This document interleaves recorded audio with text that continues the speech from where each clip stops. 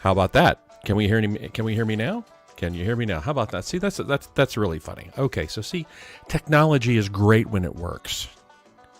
Give me a thumbs up or a hi-de-ho. I think you should be able to hear me now. Can you hear me now? Can you hear me now? There we go. Okay.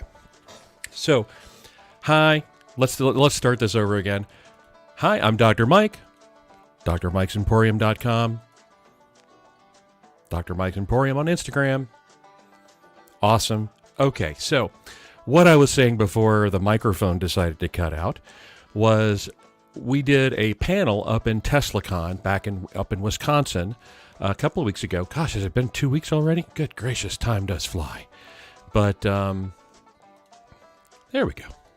So I wanted to show you the panel that I did, that we did up in Wisconsin. So without further ado, or as much ado about nothing, let's see if we can do this like this and go, hey, it is me, Dr. Mike, the owner and operator of Dr. Mike's Shaving Emporium, the Noble Razor, Cold Steel, and Hot Lather. Now, you may have seen parts of this before. If you've been to any of the panels, you're going to see some familiar stuff, but you're also going to see some stuff that is new, because the theme of TeslaCon was the Hawthorne Manor, or a haunted manor, or haunted mansion. So what I wanted to do was kind of add to the gruesomeness of the effect. So let me bring this up to, we'll keep it here. All right, so I wanted to talk a little bit about the history of shaving, history of barbershops, right? So way back, we're talking like a long time ago. Early man they didn't have like razors like we normally do. Hey, Jim and Michael, Allison, great to see you. But they had, like obsidian blades and flint blades. I mean, look at that. Far as back as 30,000 BC. They not only shaved their hair off their body, but they would carve designs into their skin, which I'm glad we really don't do that now. I'm not in the mood to do that whatsoever.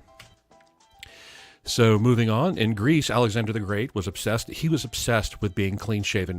You can tell that he didn't want to have a 5 o'clock shadow in battle. Around this time, ladies would burn their hair off with a torch. And also, I'm very glad we do not do that now. Moving on into Rome, this is moving along in history. This is when the barber shop, or the tonsorial parlor actually came into effect.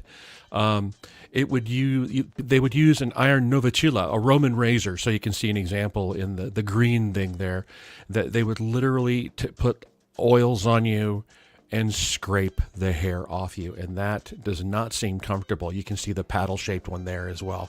Yeah, that was pretty dangerous there. So this is kind of the cool stuff that you really realize how effective things have gotten. But the Greek historian Herodotus, this is about the Egyptians. They were very, very focused on being clean, because imagine all that sand everywhere. So there you go. Men were plucking hair off, eyebrows, hair, faces, eyelashes, even scrubbing hair off with pumice stones, which is even worse than scraping it off with a metal blade. Yeah, thank you.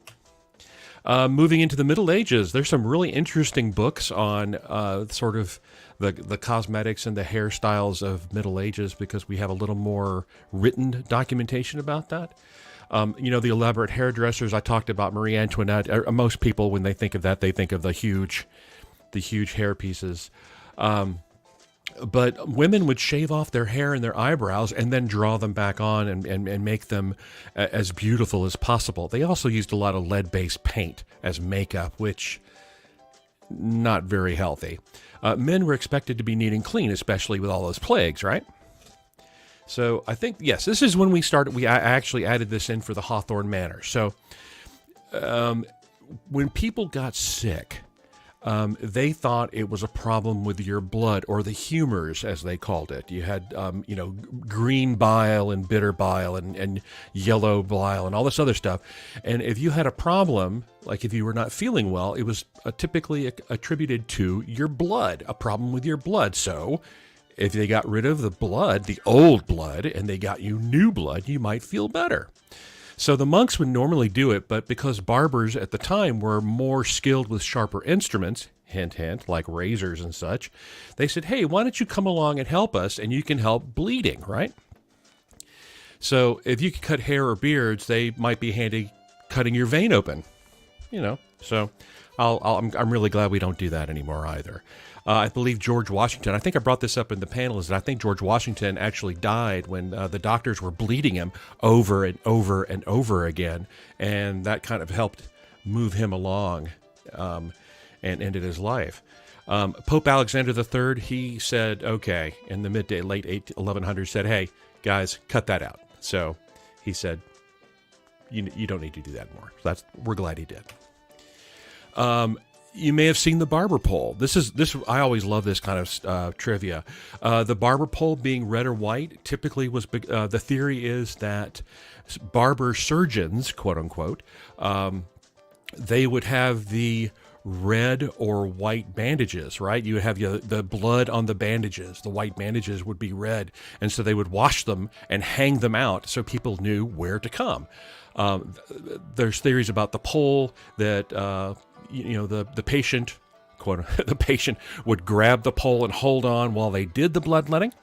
The brass ends at the top and the bottom could either be the like if on the top it was a bowl for the blood to drain into, and then of course the bowl would also hold leeches because they used leeches to kind of pull blood out of you. There's a wonderful example of a leech right there. No, thank you. The blue stripe, there's a lot of different theories about the blue stripe being added to the barber pole. Some folks believe it's like the blue for the arteries, the blue veins and such like that. Some folks say that, it helped to differentiate a barber from a surgeon. I just happen to think that the blue stripe stands for America, red, white, and blue. That's what I'm going to stick to. I think that it looked good. So we made it to the 1700s, late 1700s. French barber Jean-Jacques Perret, he wrote The Art of Learning to Shave Oneself, and he actually invented a safer razor. So instead of using just a knife, he had a little wooden guard that would fit over the blade of the razors, which only allowed just the cutting edge to actually make contact, which made it safer for a razor. So that's a start. Early 1800s, the folding blade or the cutthroat, the Sweeney Todd. Yes, the straight razor, very, very effective. It became really, really popular because in the mid-1800s, they really kind of started to have better steel. Straight razor steel from Sheffield, England, for example. Sheffield is still a wonderful place for razors, right? If you find one, a vintage from Sheffield, you've got a good one. And also, you happen to read the blog on Monday that we have on drmikesemporium.com, talked about how the barber shop became a place where people would gather, much like in Rome. People would gather to discuss politics, religion, sports, talk about which high school team is doing better, which person is going to do great going off to school, and all this other stuff. So, think Floyd's Barbershop from the Andy Griffith Show. Wonderful, wonderful place where people came together, talked, and caught up on the news of the day when you didn't have the internet or the interwebs, right? Didn't have Facebook back then. 1880s, the Kampfer brothers filed for the first patent for the first safety razor. How cool is that? If you look at the picture we have here, it is a really interesting kind of a scoop design. The blade fits at the top. It's a single edge. It's held at a very particular angle, and as you shave with it, the lather would kind of fill up the gap below the blade, and they call this a lather catcher. How cool is that? 1904, this is the traditional safety razor. This is what a lot of folks see as a safety razor. Either that or the butterfly, which, the top opens up. But if you can see here, they have a top plate, the razor itself, and then they have the razor blade itself, and then they have the base plate or the handle, right? So King C. Gillette invented the disposable razor. It's safer, it's inexpensive, it really took off. We added this slide for TeslaCon. In 1921, researchers in New York City tested shaving brushes purchased from street vendors, and they found Bacillus anthracis. the bacteria that causes anthrax in 78% of the brushes. That is crazy because the brushes were made of horsehair. And so anthrax kind of attach themselves very easily. So we actually have an example. Pull this from artofmanliness.com, which was wonderful. In 1921, a gentleman by the name of Michael F. Farley, he came to the United States from Ireland. He ran a successful liquor business in New York. How awesome. Elected to Congress in 1915, but he went to a barber shop, and during the time he was getting his shave, that wonderful lather that the barber was putting on his face from a badger hair brush infected with the bacterium anthrax, it got into a nick and he died. He was infected and died from anthrax from a shaving brush. And I'm really, really glad now that we don't have to worry about that. So awesome. Here's one of a great composer. Notice we call it the Five Guys, and I made the joke that it's not five guys of hamburgers, it's five guys who passed away from shaving. This was and if Kay was here, she would tell me that I'm pronouncing it completely wrong. Alexander Scriabin was a pianist and composer with a rather eccentric streak.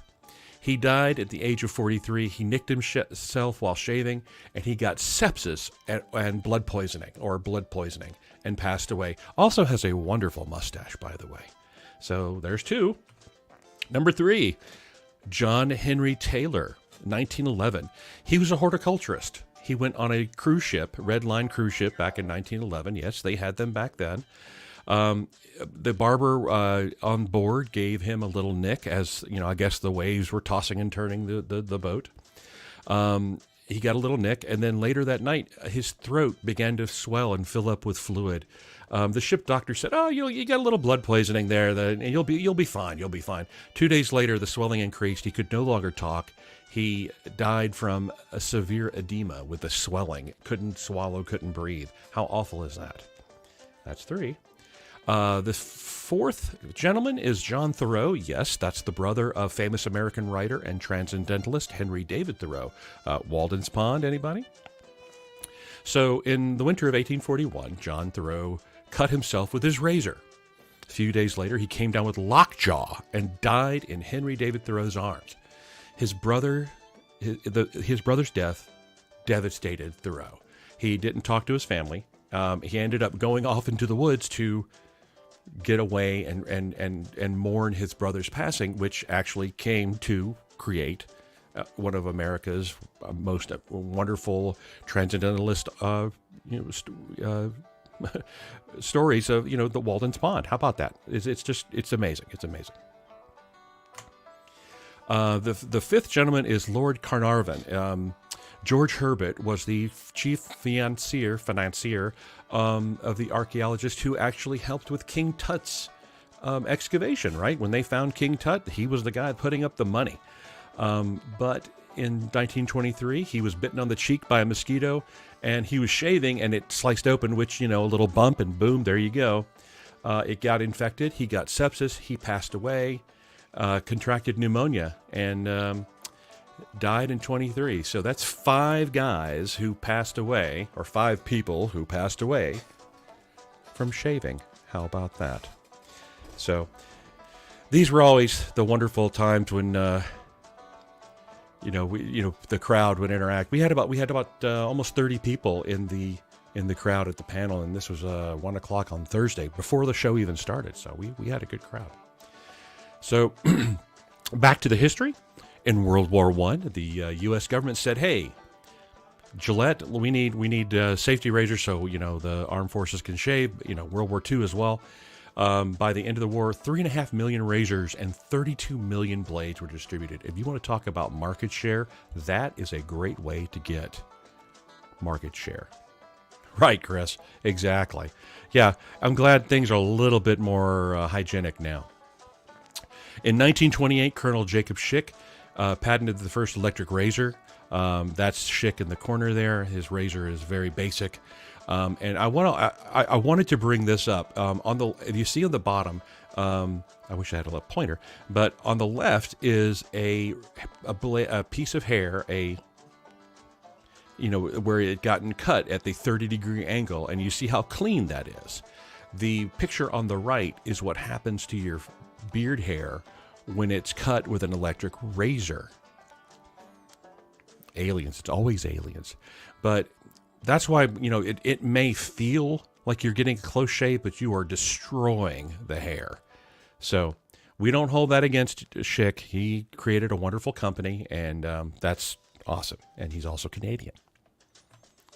One of the strangest things I found when I was researching like bizarre and gruesome barber history was from 1942 Mississippi, Pascagoula. The criminal was named the Phantom Barber. He had a really weird habit, creepy habit, of cutting the locks off of young girls while they slept. And only one girl actually saw, like she woke up in time to have this person at the window kind of jump out. So they thought that the person was named William Dolan. He was arrested and charged because there was some kind of like issue with the family at the time. But he always maintains his innocence, and even he was released early, and he passed a lie detector test. Said, "I'm not this guy," but it's hard to say whether the real Phantom Barber was ever caught. And at this point, I made the joke that it was me. That maybe he's doing a panel, maybe I am. Who knows? Moving along, we're in the 1970s. If you remember, they had the Atra 2 from Gillette, right? That's 2 blades. They came out with the Mach 3, right? That's 3. 3 blades, right? 1, 2, 3. They had the 4-blade Quattro, which is from Schick, right?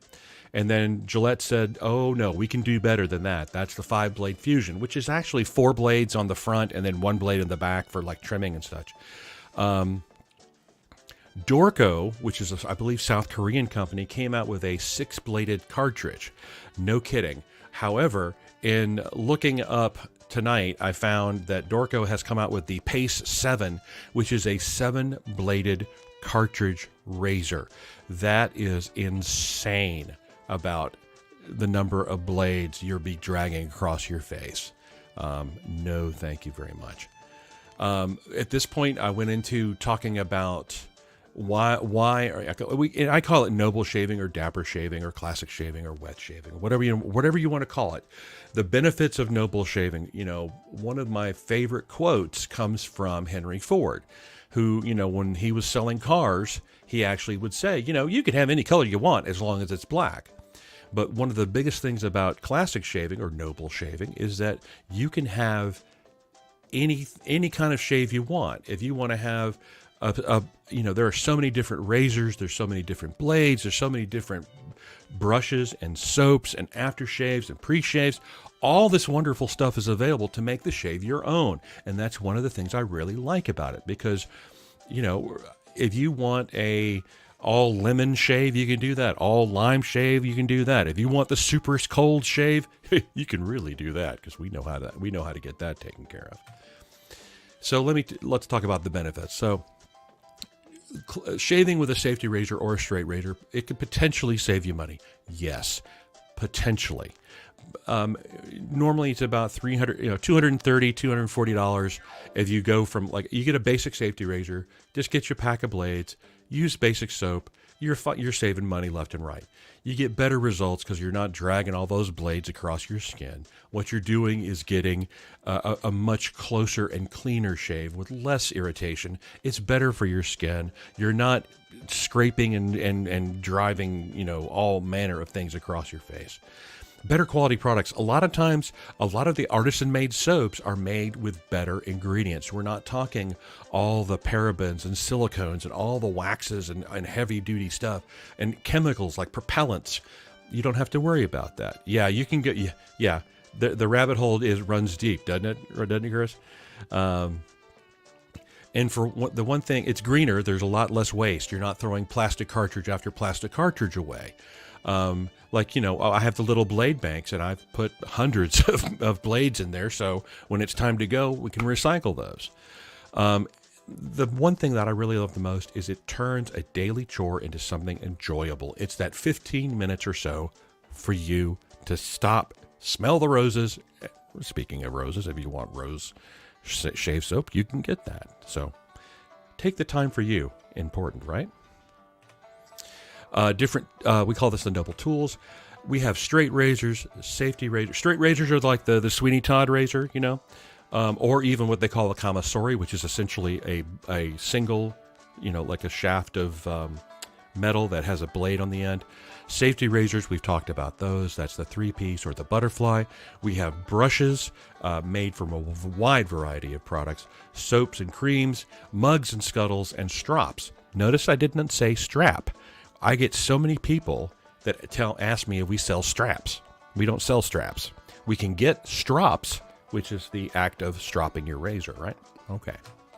So examples of a couple of straight razors, and I've shown these before. I actually have the lower left, that red and gold one. That is a Bismarck from Dovo. Really wonderful blades there. The upper left are the two. Those are big choppers, I believe, from the late 1800s, maybe even late 1700s. They were amazing in finding those. Those are straight razors.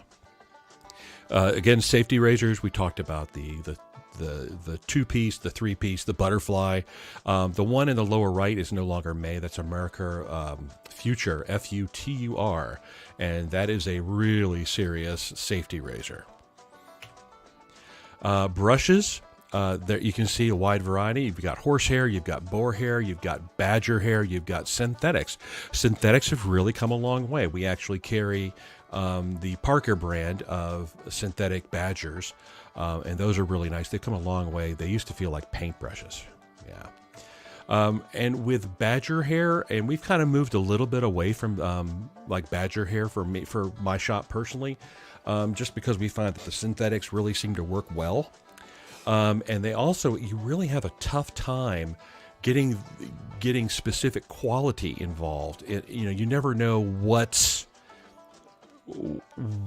kind of quality of badger you're going to get. Because, I mean, here's an example, right? You have pure, best, finest black, silver tip, super silver tip, genuine silver tip, high mountain white badger, which I'll tell you is an amazing badger brush, and then synthetic badger. So there's no EPA or FDA that says, okay, this is what a pure badger brush is. This is what a finest silver tip badger brush is. So for me, synthetic badger is very basic. It kind of encompasses all the ones.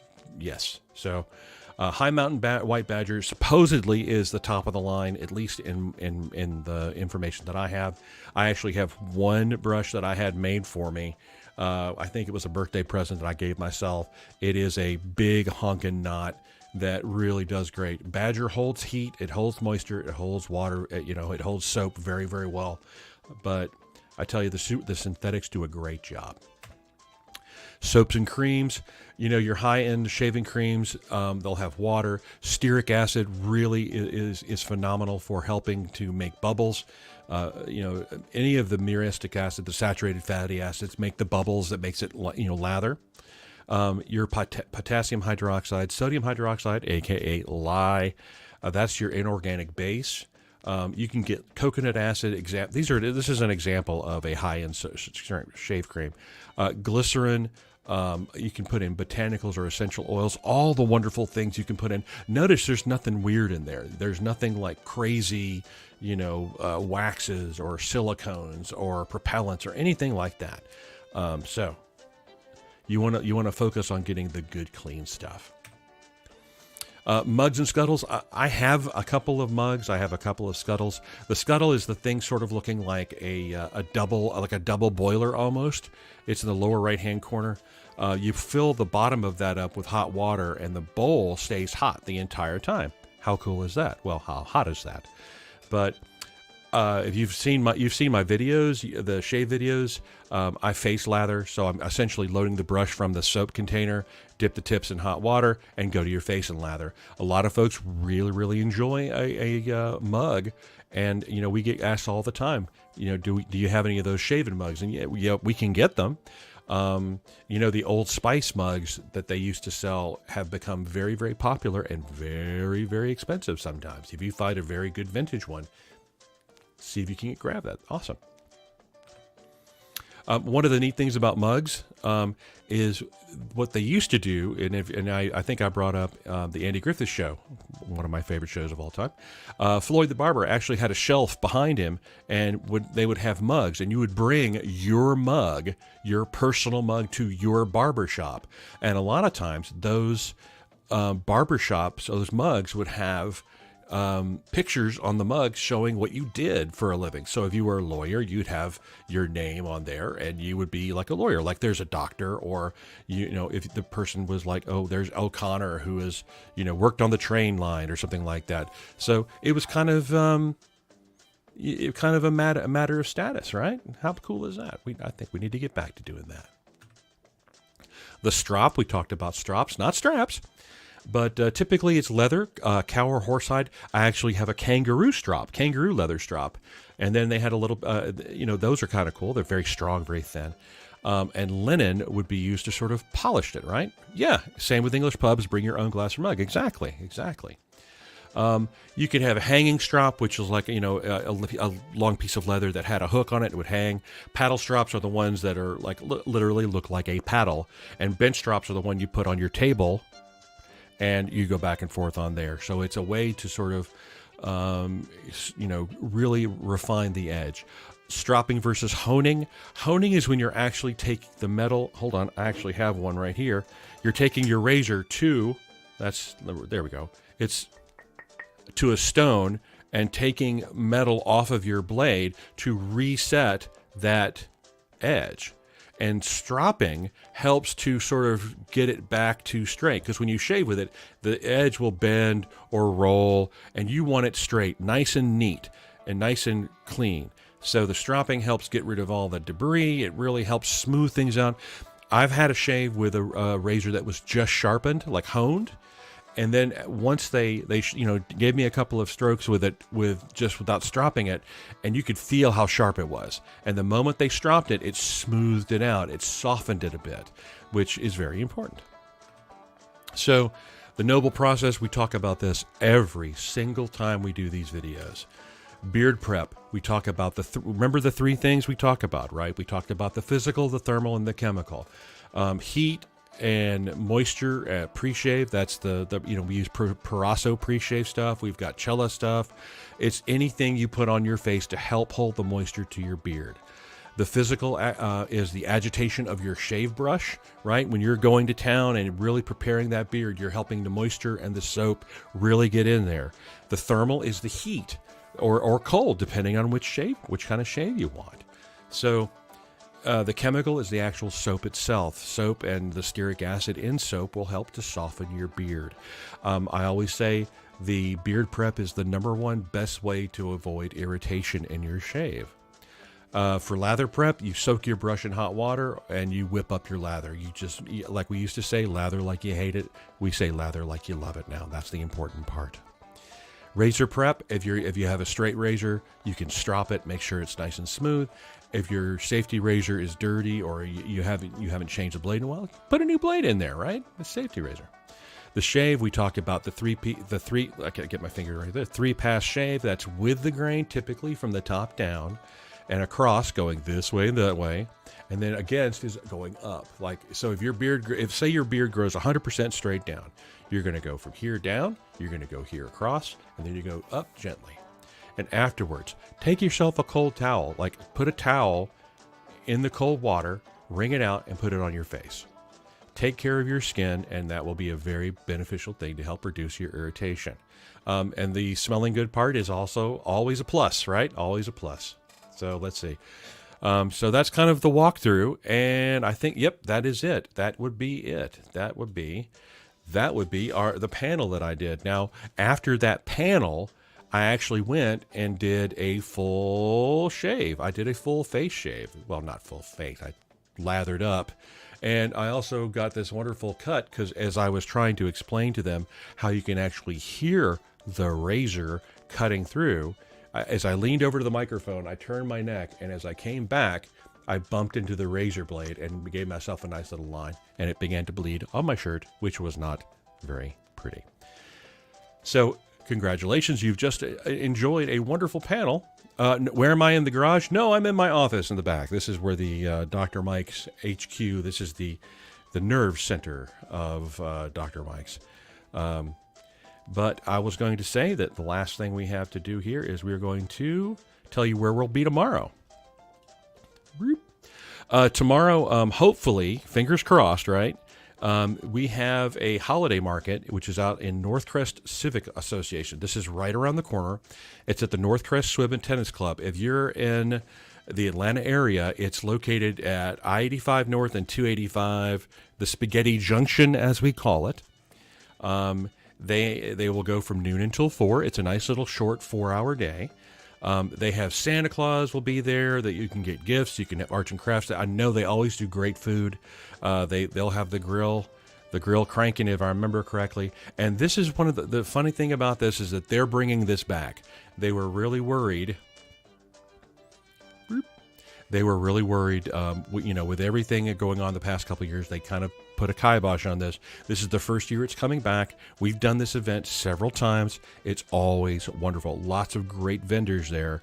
It's a really nice pop-up market. It's on they put the tents and everything inside like a tennis court area. So you've got a nice firm floor, right? And you've got a nice fence around you. And it really works out nicely. And I know that they're calling for rain. And if it's raining too much, we will, Dr. Mike's will have to cancel because, shave soap and razors don't like rain. Neither does Dr. Mike. But other than that, I would like to say thank you all for joining us. Hopefully everything is going well. I can never tell if the music is still playing. Yeah, it's still going. Music is by our friend Neil Lee Griffin. Hopefully you've enjoyed this wonderful opportunity to have a panel. We've been wanting to get this panel out, as sort of like something to help teach, because I love doing this. This is a great class I like to teach. And with that, I will say happy Thanksgiving to you all. Hopefully you had a wonderful day today, nice holiday. You'll have a wonderful day tomorrow. Enjoy the long weekend. I'm going to say, thanks for everybody for being here. Without you guys, this would not make it. There we go. And I will say, if you're going to shave, and we know you are, and you're going to beard, and you want to, we want you to shave dapper, beard dapper, and be your dapper best. We will see you Tuesday, and we'll check in maybe from the road. I don't know. Who knows? Lots of surprises coming. Take care. Happy Thanksgiving, everybody.